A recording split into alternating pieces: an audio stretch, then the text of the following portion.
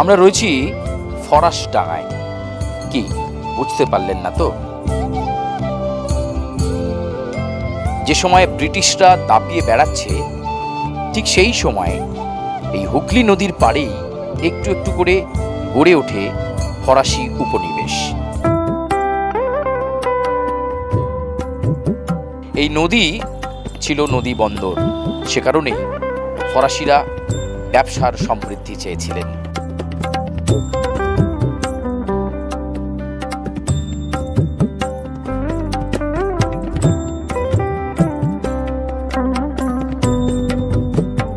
হ্যাঁ, আমরা রয়েছি চন্দননগরে, যার আরেক নাম ফরাসডাঙ্গা। আপনারা সকলেই জানেন যে জগদ্ধাত্রী পুজোর জন্য এই চন্দননগর বিখ্যাত।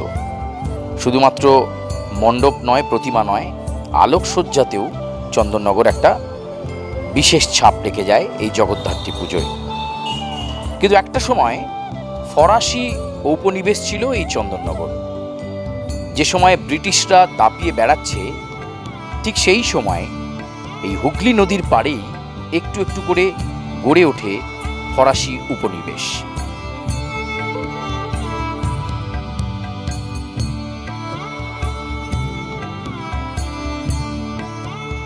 মূলত ব্যবসা বাণিজ্যকে সামনে রেখেই এই চন্দননগরের নদী তীরবর্তী জায়গাতেই ফরাসি উপনিবেশ গড়ে ওঠে। আসল লক্ষ্য ছিল ব্যবসা বাণিজ্যের বিস্তার, কারণ একটা সময় এই নদী ছিল নদী বন্দর, সে কারণেই ফরাসিরা ব্যবসার সমৃদ্ধি চেয়েছিলেন। আর তাই তো অন্যান্য জায়গা থেকে এই ফরাসডাঙ্গার কিন্তু অনেকটাই পার্থক্য ছিল।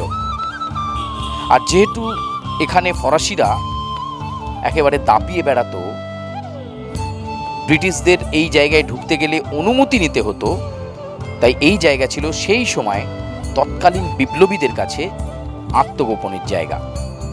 এই যেমন ধরুন অরবিন্দ ঘোষ বা এছাড়াও সেই সময়ের বহু বিপ্লবী আত্মগোপন করতে এসেছেন এই ফরাসডাঙ্গাতে, অর্থাৎ এই চন্দননগরে।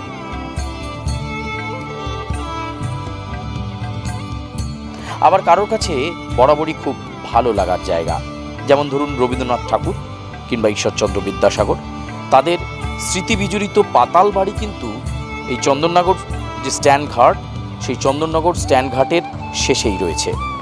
হ্যাঁ, চন্দননগরকে কেন্দ্র করে, চন্দননগরের জগদ্ধাত্রী পুজোকে কেন্দ্র করে এরকম বহু ইতিহাস যেগুলো আমাদের অজানা, সেটা হয়তো আপনাদের কাছে আমাদের এই প্রতিবেদনের মধ্যে দিয়ে আপনাদের কাছে জানা হয়ে যাবে।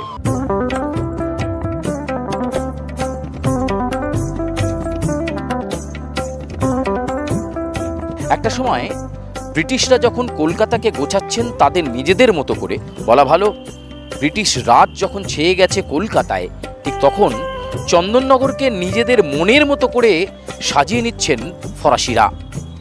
আর সেই সময়ই এই সাজাতে সাজাতেই তৈরি হয় স্ট্যান্ড ঘাট।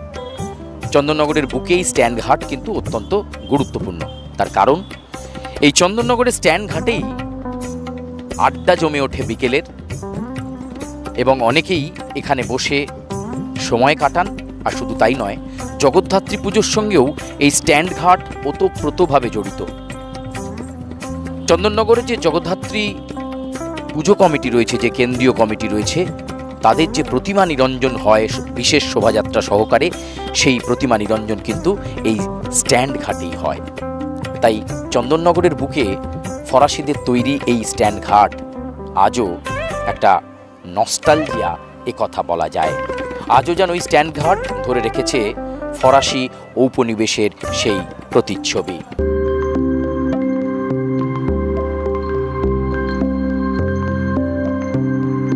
চন্দননগরে জগদ্ধাত্রী পুজোর ইতিহাস নিয়ে নানা কথা প্রচলিত আছে।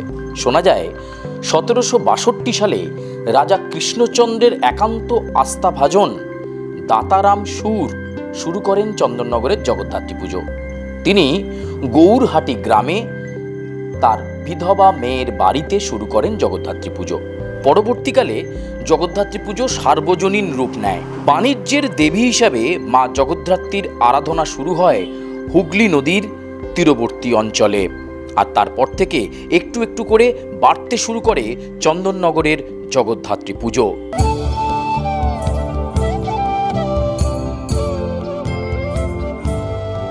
অন্য কাহিনী অনুসারে রাজা কৃষ্ণচন্দ্রের দেওয়ান ইন্দ্রনারায়ণ চৌধুরী চন্দননগরে শুরু করেন জগদ্ধাত্রী পুজো।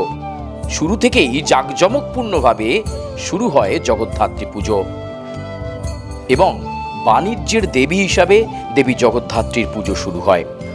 সিংহের ওপর অধিষ্ঠান করছেন দেবী জগদ্ধাত্রী, সেই রূপই আমরা দেখতে পাই চন্দননগরে এলে। আর সেই সঙ্গে এক নান্দনিকতায় অনিন্দ সুন্দর সজ্জায় দেবী জগদ্ধাত্রী সুসজ্জিত হন চন্দননগরের মণ্ডপে।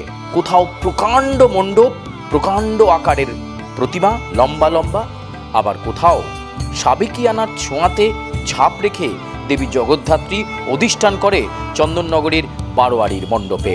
আপনাদের এই গোলাতে বা এইখানে কতগুলো ঠাকুর এবার প্রতিষ্ঠা হচ্ছে? আমার জগদ্ধাত্রী হচ্ছে 9টা।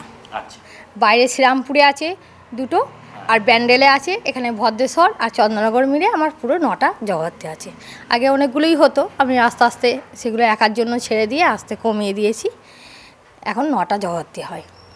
এই বছরে আবার দমদম, কলকাতায়, এগুলো আমার যেহেতু দুর্গা অনেক যায় কলকাতায়, বেশিরভাগই সব দুর্গা আমার কলকাতায় দুর্গা। এবার সেই জন্য জানাশোনার জন্য ওখান থেকেই সব এই বছরে কলকাতা থেকেই জগদ্ধাত্রীর জন্য আমার কাছে এসছে। এখন ঢাকের সাজ শুধু সাদা, সোলার সাজ, এই এখন তো নানা রকম কালার, সব এই বেশিরভাগই এখন আর সাদা সাজ চাইছে না, সব কালার হয়ে গেছে বেশিরভাগ। কিন্তু অ্যাকচুয়ালি সাদা সাজের যে মানায়, কিন্তু সব পছন্দ করে না অনেকে। এখন নানা রকম সব যাদের পছন্দের উপর নির্ভর করে, সেই জন্য আমাদের যারা পার্টিরা যেরকম চাইবে আমাদের সেরকম দিতে হয়, তাদের পছন্দই আমাদের পছন্দ।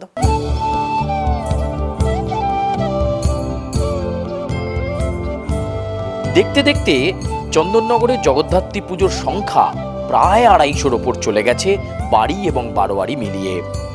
আর সব মিলিয়ে চন্দননগরের ইতিহাস যদি ঘাঁটা যায়, তাহলে এই ইন্দ্রনারায়ণ চৌধুরী বা দাতারাম সুরের নানা কাহিনী ছড়িয়ে রয়েছে চন্দননগরে। আসলে রাজা কৃষ্ণচন্দ্রের থেকেই অনুপ্রাণিত হয়ে চন্দননগরে শুরু হয় জগদ্ধাত্রী পুজো। শোনা যায় একটা সময় কারাগারে নিক্ষেপ থাকার কারণে সেবার দুর্গাপুজো করতে পারেননি রাজা কৃষ্ণচন্দ্র। দুর্গাপুজো যখন হয়ে যায় তখন তিনি কারাগার থেকে মুক্তি পান।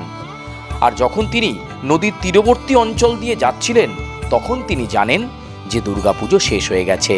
দুঃখ হয় তার, ভেঙে পড়েন রাজা কৃষ্ণচন্দ্র। এরপর তিনি স্বপ্নে আদেশ পান জগদ্ধাত্রী পুজো করার। আর সে কারণেই কৃষ্ণনগরে যেমন জগদ্ধাত্রী পুজো শুরু হয়েছিল, পরবর্তীকালে চন্দননগরেও শুরু হয় জগদ্ধাত্রী পুজোর চল। যেরকম ঠাকুরও হচ্ছে বাড়ছে, সেরকম অর্ডারও হচ্ছে। 33 ফুট হাইট হয়, 18 ফুট চওড়া হয়। যারা বাগবাজার হয়েছে, রাত দিন কাজ করেছি আমরা, রাতে भी কাজ করেছি, দিনে কাজ করেছি, তবে তো কাজটা তোলা হলো।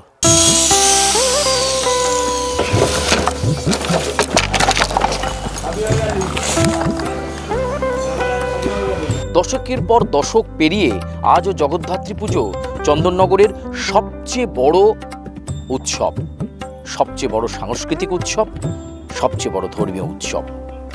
আর এই জগদ্ধাত্রী পুজোকে কেন্দ্র করে পোটোপাড়ায় এখন ব্যস্ততা একেবারে তুঙ্গে। মৃৎশিল্পীরা যারা মূর্তি তৈরি করছেন তারা তো বটেই, আবার যারা চালচিত্র তৈরি করছেন তারাও এখন নাওয়া খাওয়া ভুলেছেন। 18 ফুট থেকে শুরু করে 33 ফুট বিভিন্ন উচ্চতায় জগদ্ধাত্রীর জন্য চলছে চালচিত্র তৈরির কাজ।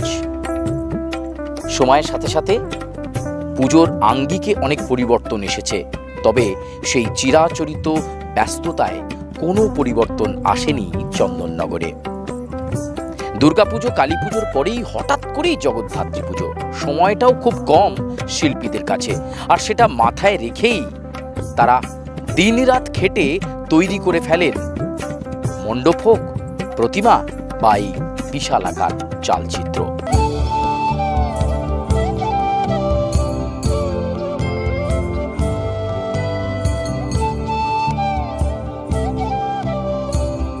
বদলেছে সময়, বদলেছে পুজোর আঙ্গিক, কিন্তু বদলায়নি চন্দননগরের কালচার, সংস্কৃতি।